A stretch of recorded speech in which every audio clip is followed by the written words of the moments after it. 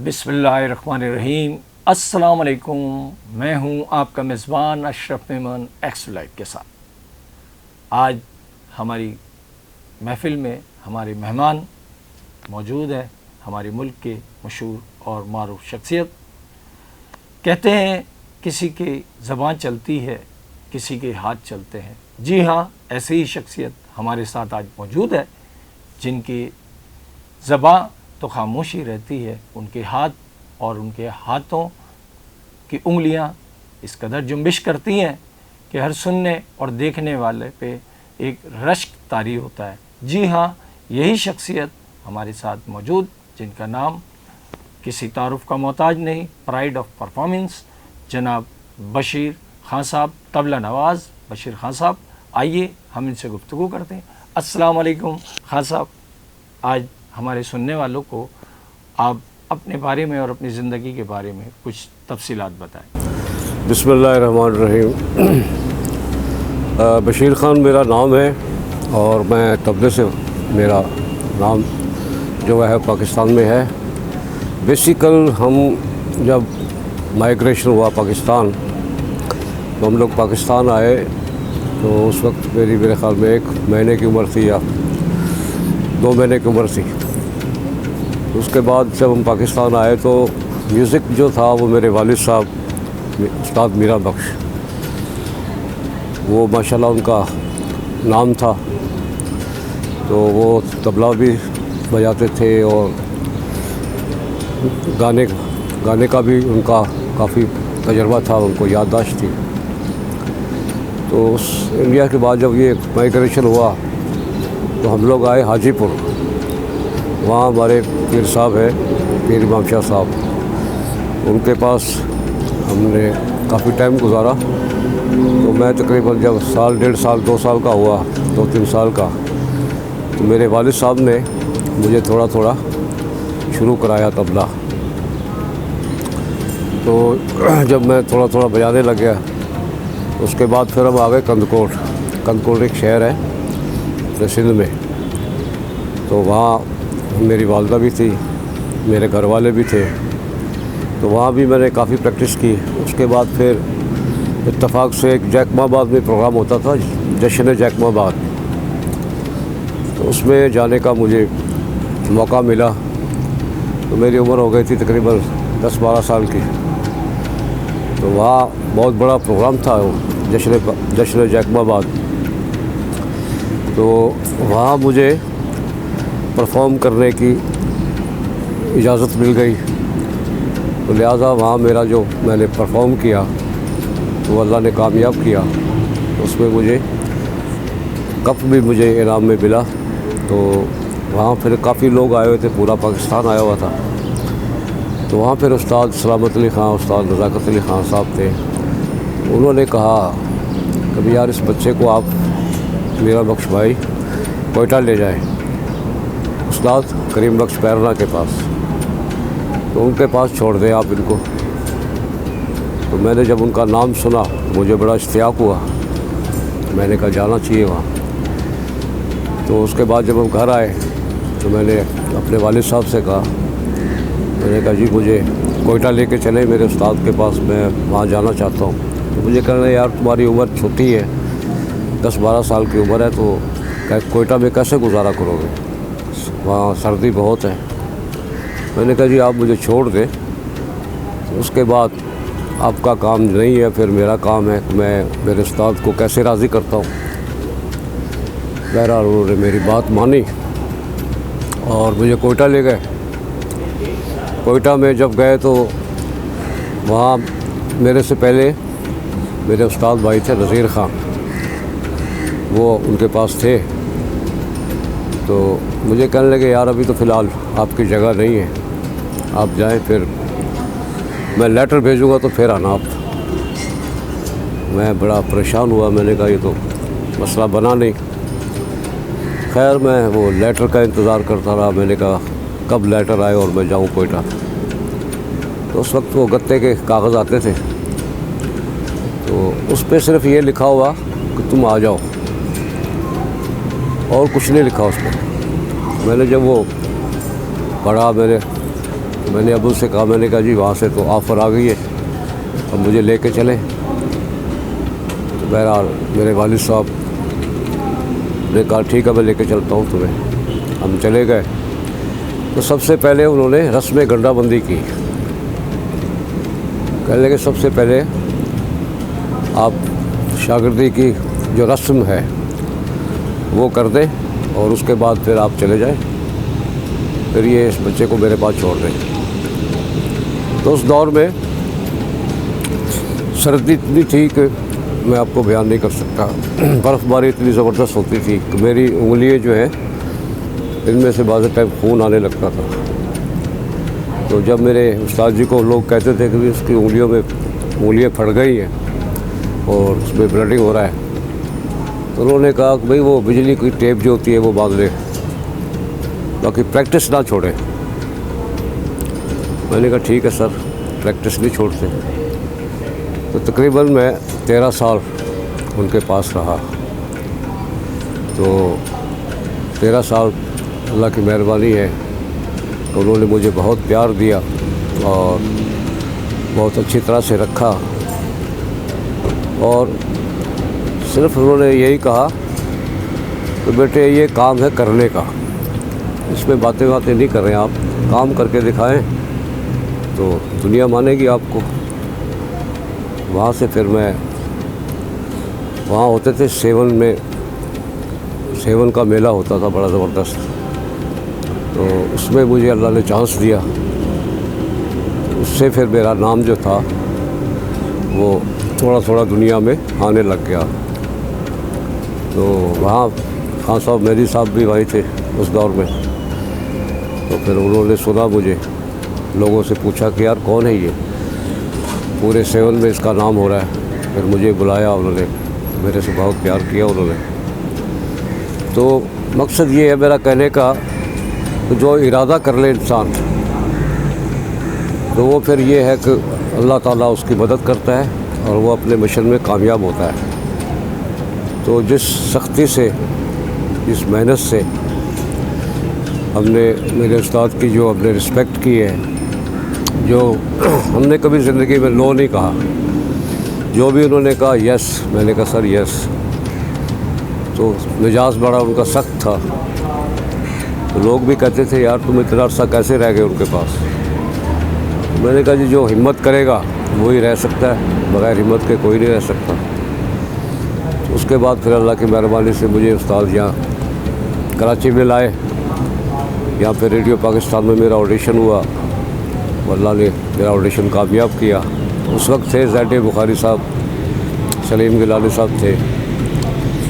तो उन्होंने मुझे सुना, तो उन्होंने कहा जी ठीक है, ये हम इसको यहाँ रेडियो पाकिस्तान में मुलाजमत रखते हैं। मेरी फिर यहाँ मुलाजमत हो गई। उस वक्त आपकी एज कितनी होगी? उस वक्त हो गया था मैं कोई 20-22 साल का हो गया था। तो अल्लाह ने फिर यहाँ बहुत इज़्ज़त दी।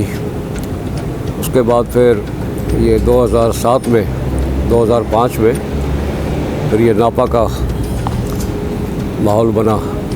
तो सबसे पहले अपने नफीस साहब आए थे, नफीस साहब जो सतार नवाज़ है वो आए, वो फिर मुझे लेके आए। तो उस वक्त नापा का कुछ माहौल था ही नहीं कुछ। फिर उसके बाद फिर ज़िया साहब आ गए, अरशद महमूद साहब आ गए। उससे फिर 2005 से फिर मैं अभी तक नापा में हूँ। और अल्लाह की मेहरबानी से यहाँ मेरे काफ़ी स्टूडेंट जो हैं वो बन के निकले हैं। कोई अमेरिका चला गया, कोई जापान में चला गया, कोई यूके में चला गया। तो अल्लाह की मेहरबानी है कि मेरे स्टूडेंट भी इस वक्त पूरे पाकिस्तान में काफ़ी है, पाकिस्तान के अलावा बाहर भी हैं। तो आपका मुल्क से कहीं बाहर जाने का, परफॉर्म करने का मौका आप मिला या आप गए? मैं सबसे पहले गया हूँ साउथ अफ्रीका, उसके बाद फिर मैं गया हूँ लंदन में मैं 3 साल रहा। उसके बाद फिर अमेरिका गया हूँ, फिर जापान गया हूँ और फिर हॉलैंड गया हूँ, नॉर्वे, स्वीडन और इंडिया गया हूँ और दुबई वगैरह, कुवैत, मिडिल ईस्ट में वहाँ भी गया हूँ मैं। तो अल्लाह की मेहरबानी से बहुत मुल्क जो मैंने अल्लाह ने मुझे दिखाए हैं और वहाँ परफॉर्म भी किया है और अल्लाह ने बड़ी इज़्ज़त दी है। मेन मकसद था मेरा कि मेरा पाकिस्तान का नाम हो, मैं इतनी हिम्मत करूं कि पाकिस्तान का नाम आए, यार बशीर कौन पाकिस्तान वाला। तो अल्लाह की मेहरबानी है कि दुनिया में थोड़ा बहुत नाम अल्लाह ने दिया है। तो अच्छा, आपका किसी जैसे कि पाकिस्तान पीटीवी या इसके अलावा किसी फिल्म में या पाकिस्तान के किसी लेजेंड गुलकार वगैरह जिसमें नामवर हमारे फिल्म से गुजरे? जी, सबसे पहले तो उस्ताद सलामत अली ख़ान, नज़ाकत अली ख़ान, फिर अमानत अली फ़तेह अली ख़ान, फिर जाहिदा परवीन, मकसद फिर मेहदी हसन साहब, ग़ुलाम अली साहब, मैडम नूर जहाँ। मकसद पाकिस्तान में कोई ऐसा आर्टिस्ट नहीं था जिसके साथ मैंने परफॉर्म नहीं किया। अच्छा, ये सिलसिला जो आपका चलता रहा है, तो आपके घर में, आपकी फैमिली में, जी, आपके बच्चों में किसी को और भी ये इस काम से लगाव है या आपने उनको तरबियत दी? जी, मेरा बेटा है ज़हीर, वो माशाल्लाह काम करता है और उससे एक छोटा है रईस, वो भी अल्लाह की मेहरबानी से काम करता है। बाकी ये काम करने का है, इसमें थोड़ी जानमारी है। जब तक आदमी जानमारी नहीं करता तो मंजिल पे जाना मुश्किल हो जाता है। तो आजकल बच्चे जो हैं उनमें वो टैलेंट नहीं है, वो पावर नहीं है, वो हिम्मत नहीं है इनमें। कुछ अरसे के बाद बस फिर ये बैक होना शुरू हो जाते हैं। ज़िंदगी में वाक़यात जो है वो होते रहते हैं और बहरहाल मौसीकी में कंपटीशन करना जो है, एक दूसरे से मिलाना जो है, वो मैं समझता हूँ बेहतर नहीं है। क्योंकि जैसे हर फूल की खुशबू अलग अलग है, ऐसे हर इंसान की सोच अलग है, हर इंसान की उनका बजाने का अंदाज़ हो रहा है, तो उसमें कंपेयर नहीं करना चाहिए। बाकी अल्लाह की मेहरबानी है कि जिसके सबके साथ मैं रहा हूँ और सब ने मुझे बहुत प्यार किया और सब मुझे बहुत अच्छी तरह से उन्होंने रखा। अच्छा, आजकल हम लोग कुछ यूट्यूब चैनल पे या बहुत सारी जगह जो पाकिस्तान से बाहर के भी कुछ लोग हैं, इंडिया वगैरह के, जी, तो वो कहते हैं कि ये तबला बजाना ये और ये साज समझना कोई इतना ज़्यादा मुश्किल नहीं है और ये लोग महीनों लगाते हैं, लेकिन हम आधे घंटे में भी सिखा देते हैं या सीखना आ जाता है लोगों को। तो क्या ये सही है? ऐसा बिल्कुल नहीं है। ये कोई आधे घंटे का या 2 महीने का, 6 महीने का, साल का काम नहीं है। बहरहाल जब आदमी इस काम में हाथ डालता है ना, तब उसको पता चलता है कि ये कितना मुश्किल है।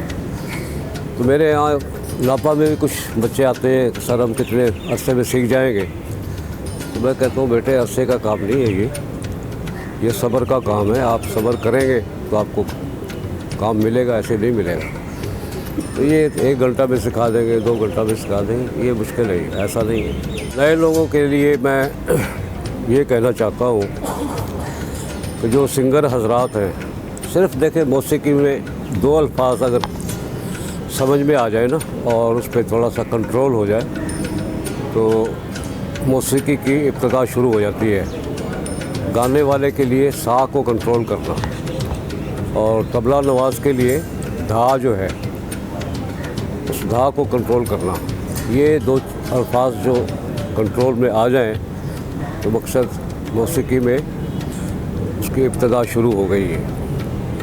तो ये लोग जब, सबसे मैं यही कहता हूँ कि आप जल्दबाजी मत करें, जल्द मत सोचें कि जी मैं बस 6 महीने साल लगाने के बाद मैं स्टेज पे चला जाऊँ और परफॉर्म करूँ। मेरा मकसद कहने का है कि जब तक आदमी थोड़ा कंप्लीट ना हो, स्टेज पे ना जाए आदमी। और स्टेज पे गया तो ज़ाहिर है फिर वो आगे उसकी मंजिल जो है वो फिर आगे नहीं होती, ख़त्म हो जाती है।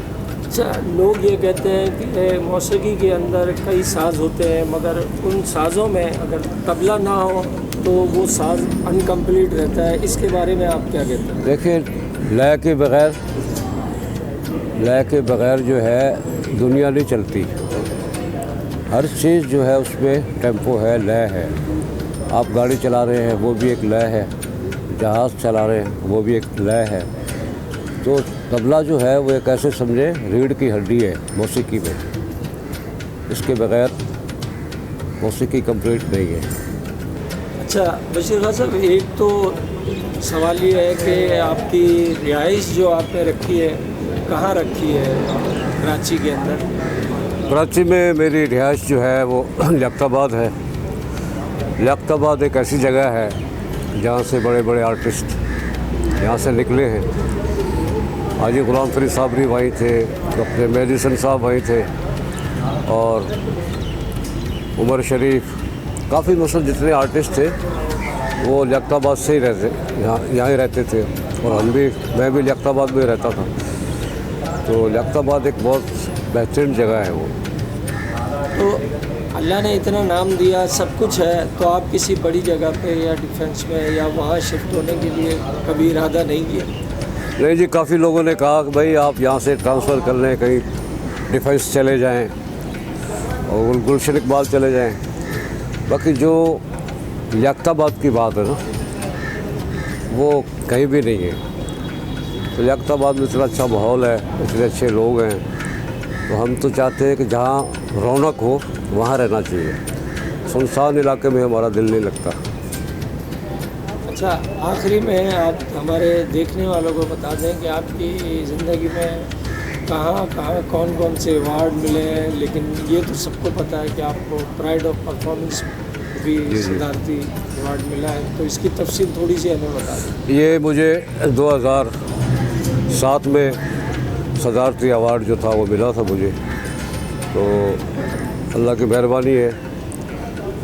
तो उसके अलावा भी मकसद अपने लाहौर में सागर सदीकी साहब जो थे शायर, उनकी बरसी का अवार्ड मिला था, और तहज़ीब फाउंडेशन है उसका भी अवार्ड मिला है मुझे, और APMC उसका भी अवार्ड मिला है मुझे।